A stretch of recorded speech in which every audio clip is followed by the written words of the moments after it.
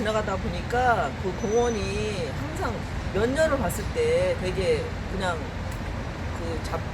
풀만 있고 그냥 묵혀 있더라고요. 근데 너무 아쉬운 게 이 성북구에 지금 저희가 문화 공간 그런 게 너무 부족한 것 같아요.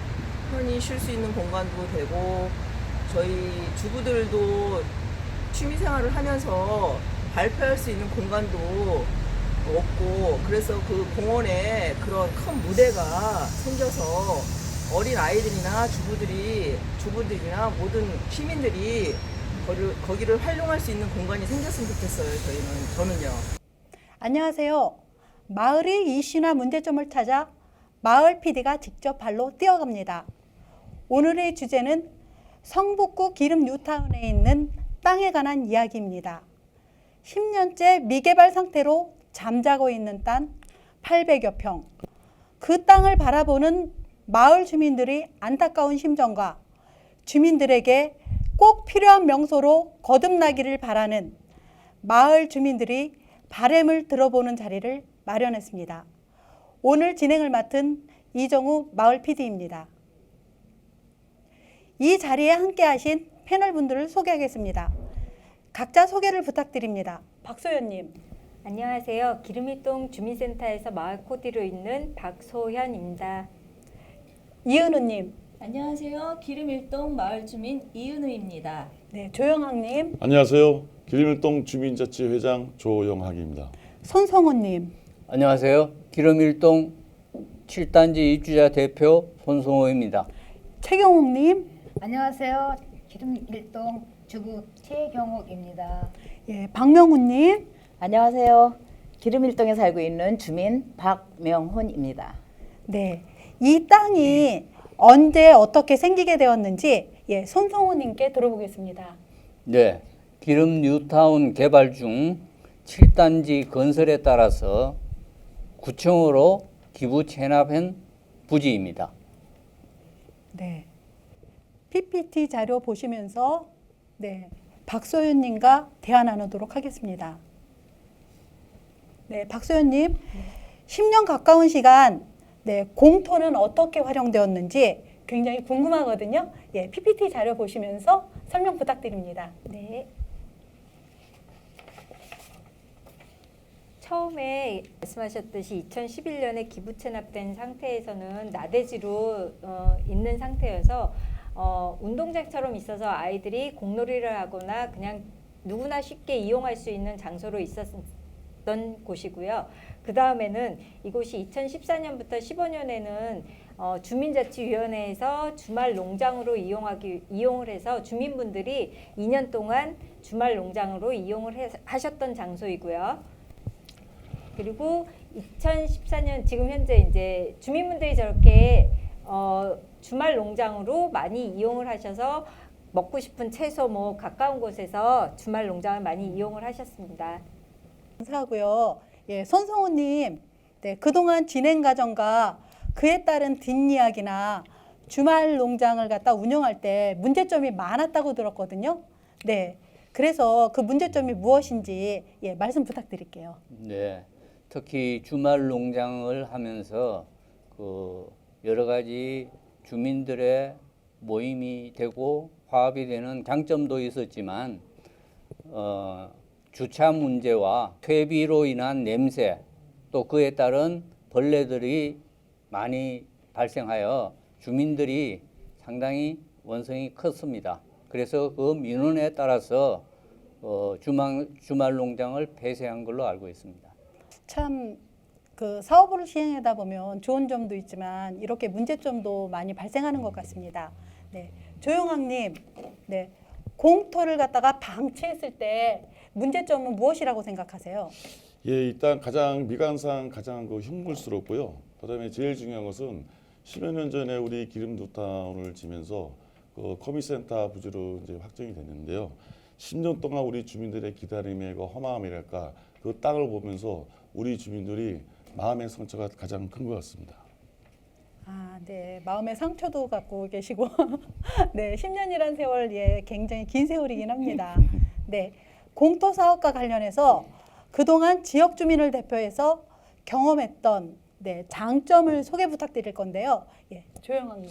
예, 네. 조금 전에 우리 손승호 회장님이 말씀하셨다시피 이런 그 주말 농장을 한 2번 정도 했습니다. 물론 이제 그 냄새라든지 주차라든지 그런 문제도 있지만은 또 그 반면에 우리 주민들이 그 아파트 문화를 살다 보니까는 그 땅과 접하는 그 아주 좋은 기회가 있었습니다. 그러면서 가족들과 어울리면서 또 이웃의 그 만남의 또 소통의 광장이 또 그런 장점이 있었던 것 같습니다. 네, 이은우님도 간단하게 소개해 주실 말씀이 있으시다고 하셨는데, 네네. 네. 저도 네, 주말농장 이은우님 말씀하실 거 아까 있다 그러셨는데, 예, 어떤 거 말씀하실 건가요?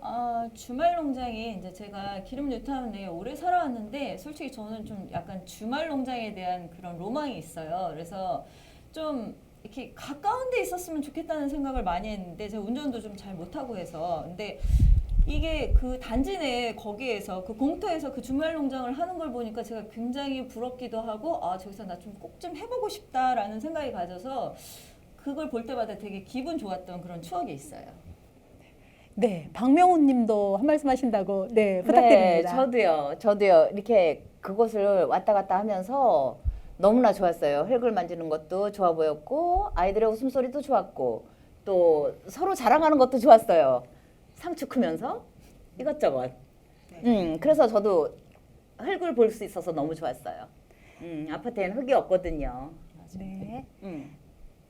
예, 공식적인 건물이 들어오기 전에 어떻게 활용했으면 좋을지, 예, 그 의견도 매우 궁금한데요. 예, 손성호 대표님 어떻게 생각하십니까? 네, 민원에 따라서 지금 그 텃밭이라든지 꽃밭을 이용 못하는 지금 상황에서 나대지로 두는 것보다는 청소년 아이들이 뛰놀 수 있는 그런 운동장으로 했으면 좀 더 효율적으로 이용하지 않을까 그렇게 생각합니다. 아, 네. 이은우님은 어떤 의견 갖고 계시는지? 저도 되게 그 의견에 동의를 하고요. 솔직히 아파트라는 곳이 그냥 대부분 그 뭐랄까요? 그냥 시멘트 같은 게 주로 있고요. 그리고 그 주변에 공원이 있다고는 하지만 다 이게 흙이 아니라 그냥 돌이에요. 그래서 운동기구도 굉장히 간소하게만 있어요. 그래서 굉장히 흙에 대한 서로의 어떤 그런 로망이랄까? 그런 그리움 같은 게 있는데 거기를 흙 그대로 놔두게 되면 여러 가지로 활용도가 굉장히 높을 것 같아서 저도 지금 말씀하신 의견대로 그렇게 그 흙 그대로 놔둘 수 있으면 좋을 것 같다는 그런 생각을 많이 하고 있습니다. 네. 최경옥님 생각은 어떠신지? 네, 저도요. 다니다 보면은 이제 이렇게 공간들이 너무 이렇게 쓸모가 있는 건데 쓰지를 못하니까 어떤 점에서 이렇게 좋은 뛰어놀 수 있는 그런 공간이 있었으면 좋겠습니다. 네. 손성호 회장님, 기부 체납한 부지와 관련해서요. 7단지 주민들이 의견을 모으셨던 적이 있다고 들었습니다. 예, 주민들은 어떤 의견을 갖다가 많이 말씀하셨는지. 네. 네, 2011년 기부 체납 이후 구청에서는 그 부지를 커뮤니티 센터 건립을 약속했습니다.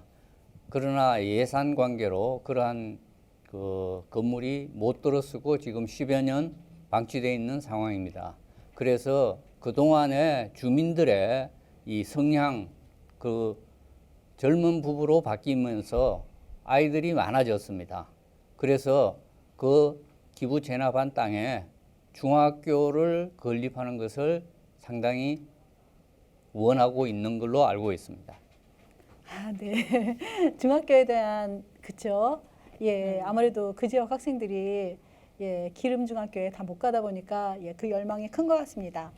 예, 중학교가 필요하다는 주민 의견을 인터뷰해 보았습니다. 함께 보시죠. 지금 제 고등학교 올라간 아이 있고 고등학교? 네, 그럼 중학교는 애기 어디로 보냈어요? 자녀분은?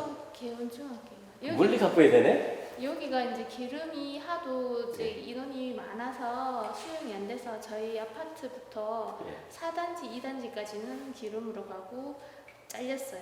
그러세요? 그럼 여기 가려면 얼마나 걸려요?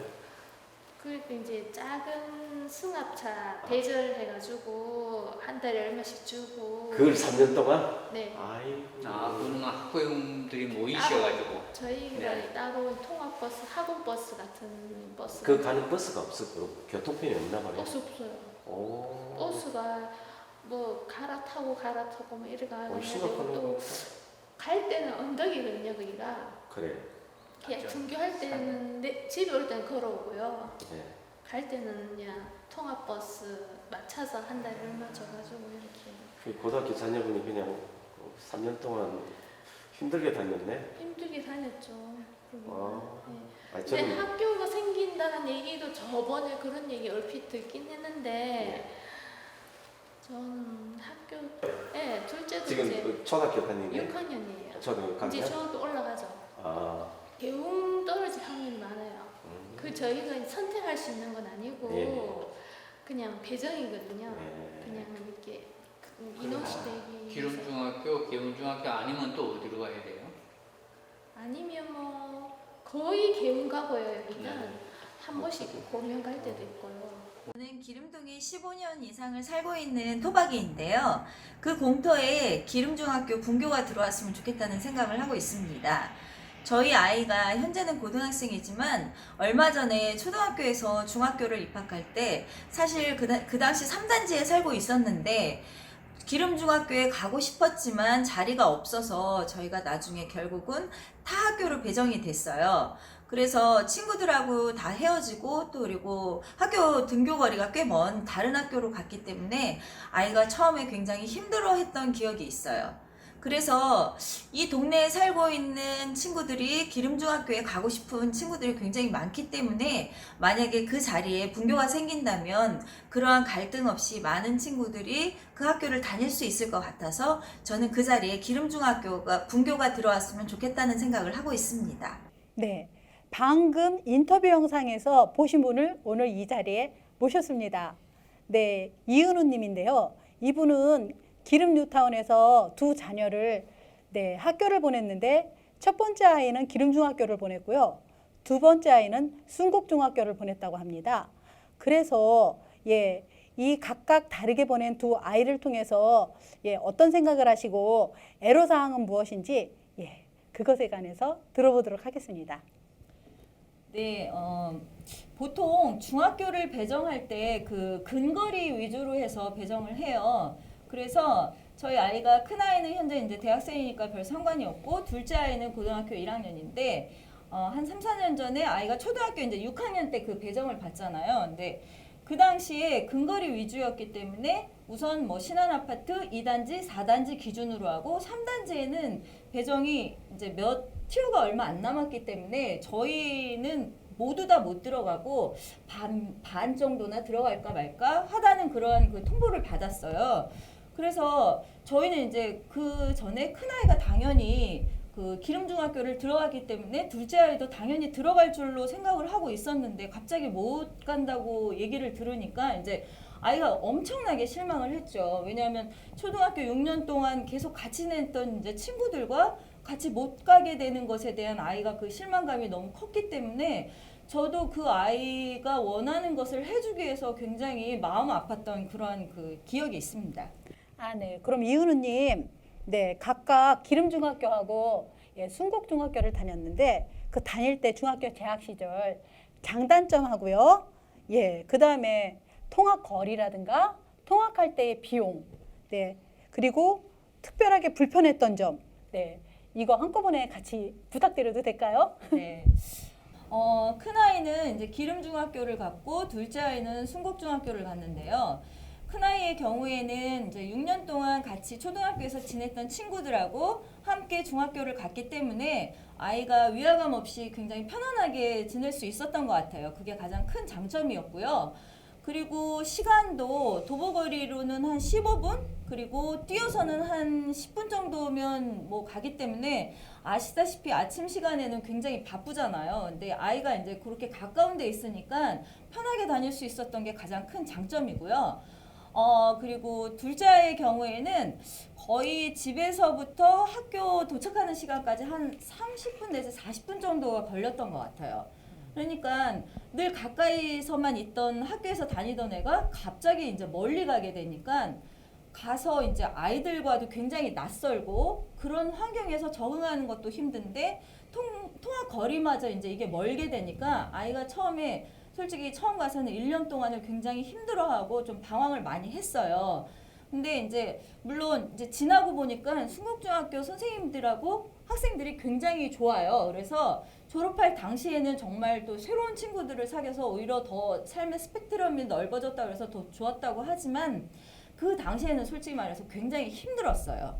그리고 비용 면에서 보자면 뭐 큰아이 기름중학교는 물론 무료로 그냥 뛰어가면 되니까 무료였지만 둘째 아이의 경우에는 이제 현금 기준으로 한 번 탈 때 550원이 들어요. 그러면 하루는 어쨌든 왔다 갔다 1,100원이잖아요. 근데 뭐 한 20일 정도를 간다고 예상을 했을 때 한 달에 그래도 한 22,000원 이 정도 들으니까 뭐 가격도 뭐 만만치는 않은 거고요. 그리고 또 통학할 때 불편한 점이 굉장히 많았는데요.